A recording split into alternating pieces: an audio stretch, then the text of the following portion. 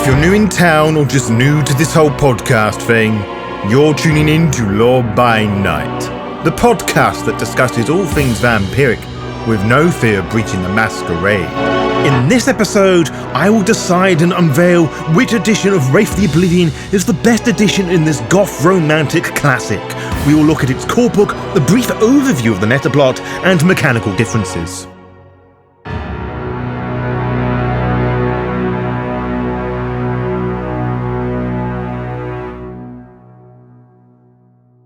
Since 1994, fans of Wraith the Oblivion have been heavily debating which edition of Wraith is the ultimate compilation of the material. Unfortunately for all five of them, all their answers have been both subjectively and objectively incorrect. Objectively, because the best version of Wraith the Oblivion is the one that works best for your table. Simple, really. Well, apparently not, as you're not interested in clear-cut cop-out answers. No! You're here for the subjectively based opinion of your Lord and Saviour, which, as far as this video is concerned, is the objective truth, and if you don't like that, up your dosage of copium. At present, Wraith the Oblivion has 3 editions, a 1st, 2nd, and 20th anniversary edition. Unlike the other World of Darkness games, there was no Dark Ages historical setting book, but there was Wraith the Great War, which was set, you guessed it, after the First World War, which we will include in this edition's ranking. Wraith the Oblivion was also unusual because it never received a revised edition, as it was cancelled before the other World of Darkness lines for several reasons. Now, it did carry on the story from the perspective of mortals with 6-parter Orpheus, which was included in the Wraith the Oblivion 20th anniversary edition of this book, as well as its own series of books, but we won't be looking at Orpheus, as that is very much a very different game. Returning to Wraith the Oblivion, we must return to 1994, specifically the 18th of August 1994, where I feel the overall themes of Wraith are at their most raw and you have a battle of emotions and themes. Wraith the Oblivion explores the battle between lethargy and hope, weaving themes of bureaucracy, empire, and the grind of existence into its narrative, which creates a strong sense of order that borderlines dictatorship, which also dehumanizes and puts the dead in undead. Whereas other World of Darkness games would describe themselves as goth punk, Wraith has a stronger emphasis on romance, which does align itself with the deep emotions tied to many ghost stories, but the feeling of love, one of humanity's strongest emotions, often anchors Wraiths to the sense of self. Emotion and memory are the essence of Wraiths, sustaining their existence. Without these, they would fade into nothingness. Wraiths cling to life through their fetters, items or places tied to the skinlands, yet they are restricted by the dicta mortem, forbidding direct contact with the living, but this does not stop many from wanting to resolve passions and fetters, or at least it should not stop Wraiths from wanting to do this.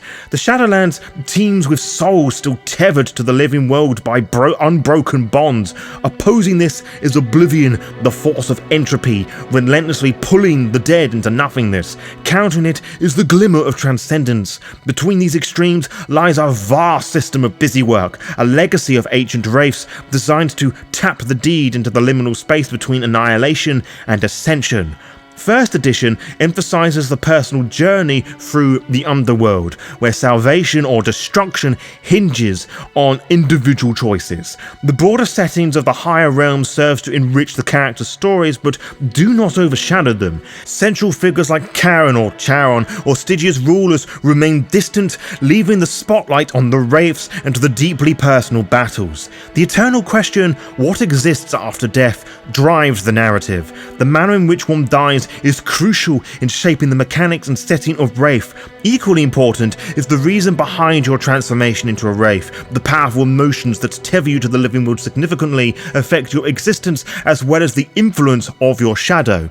These elements also guide the psyche in maintaining its cohesion. Arcanoi are linked to guilds, though it's important to note that these guilds are considered outlawed, so this connection isn't absolute. The guild books introduce the concept of guild-specific versions of certain Arcanoi, allowing members access to unique powers that unaffiliated Wraiths cannot tap into. In this edition, Arcanoi don't maintain perfect balance with each other.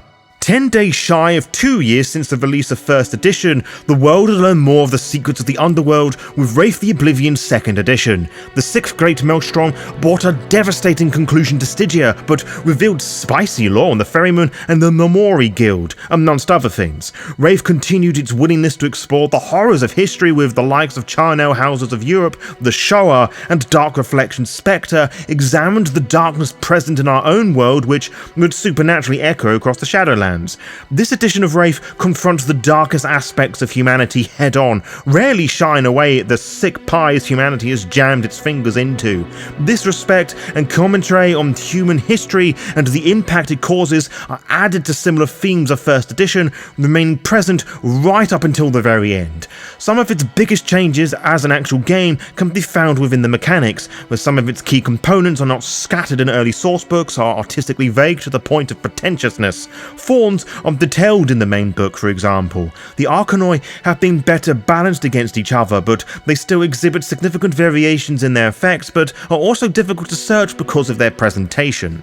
With Wraith the Great War, released May 1999, we are presented with themes that generally took a small part of the mainline Wraith games, usually with the guilds in mind, just to change and spice things up. Change itself is actually a central theme of this game, along with technology, especially those that cause a lot of death. A strong sense of revolution is also present, highlighting a clear divide of us versus them, with the splintering and intense bickering of the legions and deathlords, which we learn a lot of in this game, but can also be found from a non-Stygian viewpoint or by deconstructing their meanings from beyond the Shroud.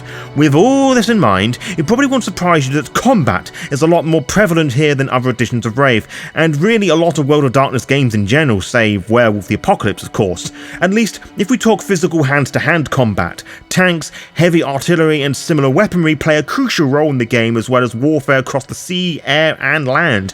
The Arcanoi featured in this edition differ significantly from the core mechanics found within the 2nd edition, and were carrying on to the next edition, 20th Anniversary Edition, which hit our shelves and cloud storage on the 8th of August 2018. The themes of the 1st and 2nd edition are carried over here, rather literally, with 2nd edition has seen plenty of the material has been copied and pasted over.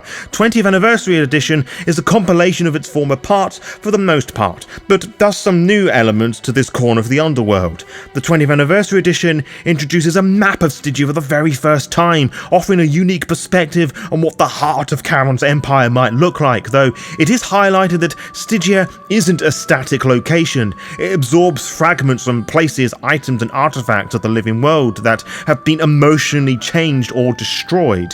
There is clarity on other Dark Kingdoms as well, including more in-depth information about the Dark Kingdoms of Obsidian, the Mirrorlands and the Dark Kingdoms of Clay, which represent America, the Caribbean and Australia respectively. We also get a comprehensive look at the development stemming from the Great War. It integrates the strategies employed by the Nemori and Charon to manage memories of those events into the overarching narrative presented here. Most notably, the big elephant in the room, the game presumes everything did not end with Ends of Empire, providing ample direction to continue the Wraith storyline without being confined to a predetermined conclusion. Mechanically, the Arcanoi are more balanced in this edition, and guild-specific versions are included alongside the more common applications of each power.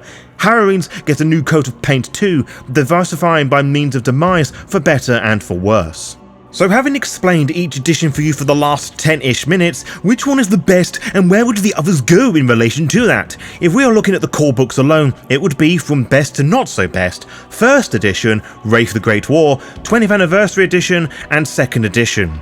I am sure there are many of you who have already left a comment about your favourite edition and why my takes are on, and you know what, that's totally fine. Some of you may agree with me, and that's also fine too. I reiterate what I said at the beginning of the video: the best version of any game is the one that you all enjoy playing with your friends at your table. As long as you're having fun, that's all that matters, and no one should poo-poo on other people's parades of playing a version of the game you don't like.